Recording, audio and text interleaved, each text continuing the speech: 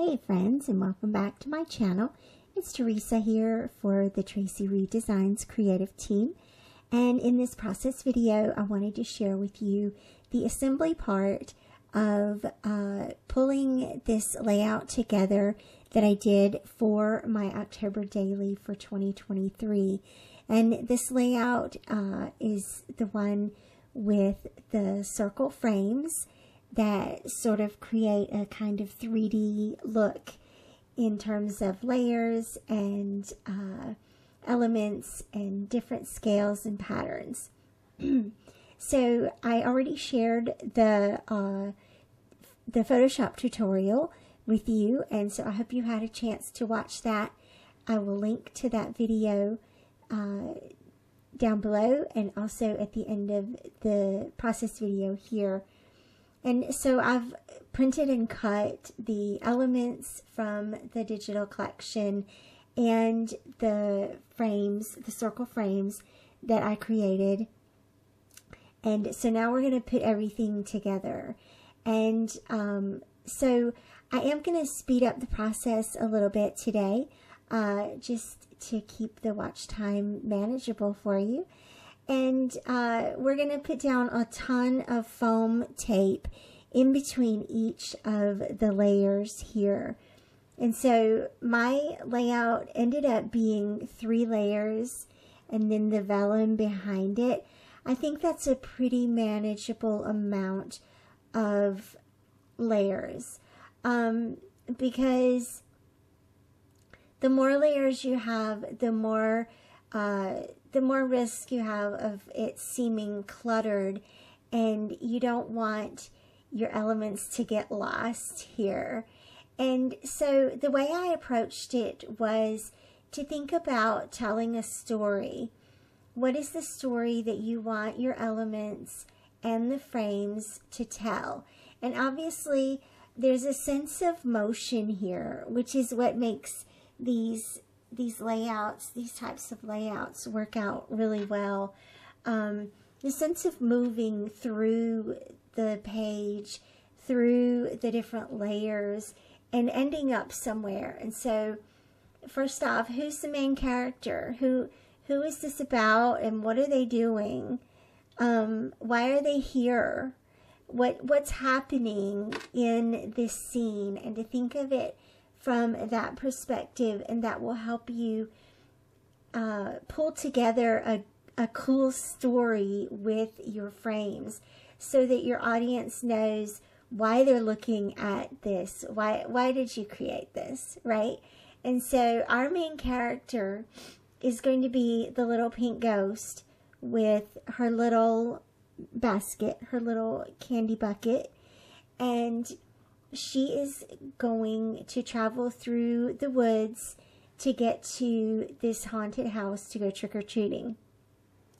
And I will say a little thing about scale here, and you will learn about scale and perspective here. When I put that greenhouse back there, it already looked too big, right?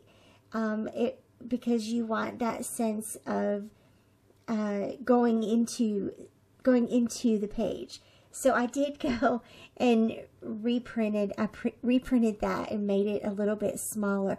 And so you might want to keep that in mind. What are as you're printing your elements for this page, what's going on top, what's going in the middle kind of layer, and then what's going behind, and scale those accordingly.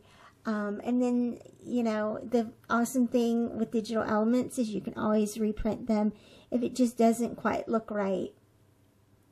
And so there was a couple of ways that I could go with this page. It could be dark and spooky, right? And I think with a black vellum behind it, it would accomplish that beautifully. But the ghostie herself is, she's pretty happy and pink and light and cute.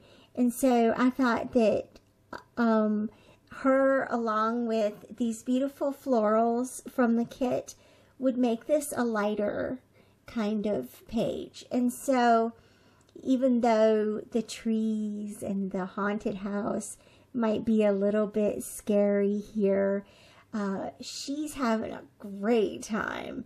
And she is just after one thing. She's after the candy. And so I made the page feel a little more friendly for her. And I think it worked out really cute. I did just go crazy here on the top layer with the flowers and just adding these cute little details. I did use a combination of glue dots, and you'll see later on I will add pop dots behind some of those elements as well, just so that they hold up better over time on the layout. And here's where you can see that I reprinted the little green haunted house, and I printed the blue vellum there for the background. I thought that that was feeling like, you know how when on Halloween night when trick-or-treating starts, and it's always the littles, the little children, and it's not quite dark yet because they have to go to bed early. And so that's kind of a little of what I was thinking about. And so, like, think about real stories from your own life while you're creating this. And again, I did want to just credit Melinda Staley in our scrapbooking community.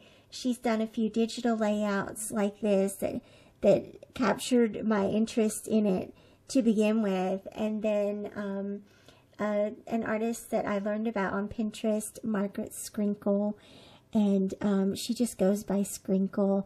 And I think that her work is very inspiring in this regard too.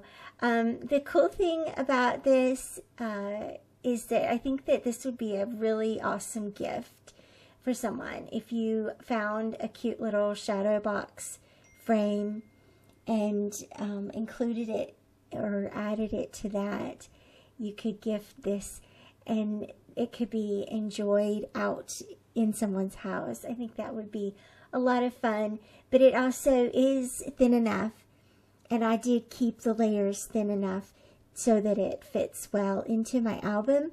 I plan on using it for the 31st this year, and so I hope you will hang around until you get to see that one. Thanks so much for watching and for hanging out with me today, and I'll see you back here again very soon. Bye-bye.